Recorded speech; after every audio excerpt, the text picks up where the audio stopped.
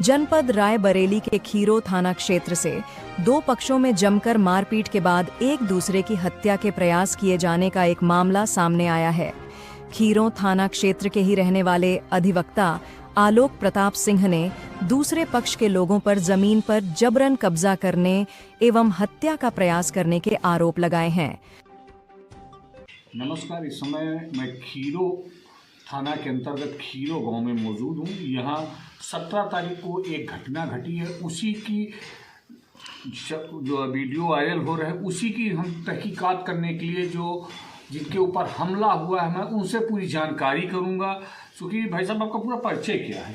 मेरा नाम आलोक प्रताप सिंह, पिताजी का नाम श्री अशोक कुमार सिंह। मैं ग्राम पोस्ट खीरों का रहने वाला हूं। पेशे से मैं वकील हूं। मेरा रजिस्ट्रेशन 2002 का है। ये जो घटना हुई है आपके ऊपर, जानलेवा हमला हुआ है कुछ शरारती तत्वों द्वारा, जो यहाँ के लोग कहते हैं कि भूमाफिया हैं, कई आपराधिक प्रकृति के हैं, तो इनके बारे में आपसे किस बात को लेकर झगड़ा हुआ है? प्रेम गुप्ता, दीपू शुक्ला, दोनों लोग प्रॉपर्टी का काम करते हैं। दीपू शुक्ला का आपराधिक इतिहास है।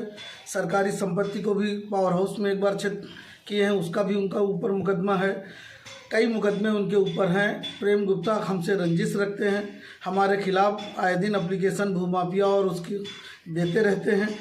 प्रेम गुप्ता रंजिशन, मैं अपने पड़ोसी अमित को बचाने के लिए गया तो इन्होंने रंजिशन मेरे ऊपर कट्टे से फायर किया, जो मिस कर गया।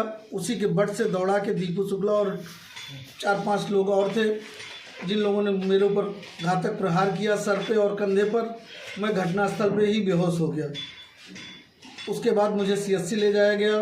उसके बाद मुझे रायबरेली रेफ़र कर दिया गया, जहां पर मेरा 5 दिन इलाज चला। अब प्रेम गुप्ता ने भी मेरे ऊपर एक क्रॉस केस, झूठा केस बनाया है, जिसका ना ही उन्होंने सरकारी अस्पताल में मेडिकल कराया है। नाना प्रकार के वीडियो भूमाफिया के नाम पर हमारे ऊपर दे रहे हैं। हमारे जो भी देखने आता है उसका भी नाम वो घसीट ले रहे हैं। कभी किसी का नाम लेते हैं, कभी किसी का नाम लेते हैं। प्रेम गुप्ता जिस ज़मीनों में कब्जा करना की नीयत बताते हैं, वहाँ पर 4 दुकानें यादवों की बनी थी, जिसको एक निर्मला देवी पासी ने खरीदा था।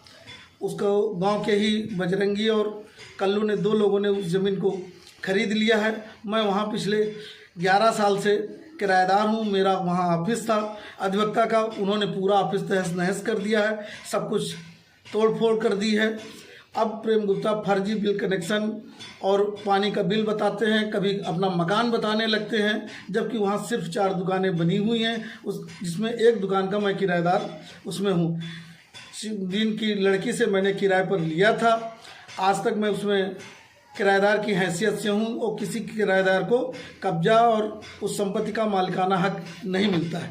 जब वो लोग कहेंगे तो मैं दुकान खाली कर दूँगा। जब भाजपा सरकार में अधिवक्ता सुरक्षित नहीं है तो आम जनता कैसे सुरक्षित रहेगी? कैसे आम जनता और अधिवक्ताओं को रायबरेली प्रशासन और यूपी के मुख्यमंत्री योगी आदित्यनाथ कहते हैं भय मुक्त सरकार है, भय मुक्त प्रदेश है, लेकिन खीरो में भ्रष्टाचार कहीं ना कहीं भूमाफियाओं द्वारा दबंगई दिखाई जा रही है। यहाँ का प्रशासन मौन बैठा है। खीरो के जो भी आला अधिकारी हैं, CO लालगंज और इंस्पेक्टर खीरो, कार्यवाही में कहीं ना कहीं हिला हवाली कर रहे हैं। अधिवक्ता सुरक्षित नहीं है तो आम जनता क्या सुरक्षित रह पाएगी? इस पर कुछ बोलेंगे?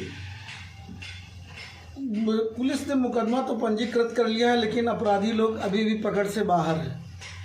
मेरा सिर्फ इतना कहना है कि जल्द से जल्द इन लोगों की गिरफ्तारी हो, क्योंकि गलत तरीके से ये लोगों को ब्लेम कर रहे हैं। कभी FIR में कहते हैं कि सरिया और लाठी से मुझे मारा गया, वीडियो बना के भेज रहे हैं कि मुझे बंदूक और डबल बैरल उससे मारा गया। कभी कहते हैं मेरे पैर में चोट आई है, कभी कहते हैं मेरे ऊपर जानलेवा हमला किया गया है। इस तरीके से झूठे वीडियो प्रेम गुप्ता द्वारा और दीपू शुक्ला द्वारा पोस्ट डाली जा रही हैं। कभी उनको PDA का कार्यकर्ता प्रेम गुप्ता को बताया जाता है, जबकि वो सामान्य जाति के हैं, और कभी उनको RSS का कार्यकर्ता बताया जाता है। ये सब मेरे खिलाफ षड्यंत्र रचा जा रहा है, एक अधिवक्ता को बदनाम करने की कोशिश की जा रही है। धन्यवाद। जो कि अधिवक्ता हैं, पेशे से अधिवक्ता हैं, इनका यहाँ पे चैम्बर बना हुआ था, पूरा चैम्बर तोड़ डाले हैं और छोटे छोटे बच्चों को शूटर बताते हैं, जो कि नाबालिग हैं उनको शूटर कहते हैं। तमाम तरह के अफवाहें फैला रहे हैं।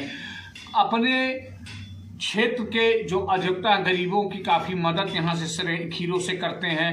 इसके लिए कहीं ना कहीं भूमाफियाओं का तो असर दिखने को मिल रहा है। सरेनी थाने में भूमाफियाओं का आतंक है, पुलिस उनसे भी डर रही है, इसलिए कार्रवाई करने में हिचकिचा रही है।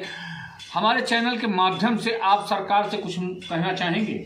हम सरकार से सिर्फ इतनी गुजारिश है कि जिन लोगों का इस घटना में हाथ है उनको जल्द से जल्द गिरफ्तार किया जाए, क्योंकि दीपू शुक्ला बहुत ही अपराधी प्रवृत्ति का व्यक्ति है, जो आए दिन सबको धमकी भी देता है।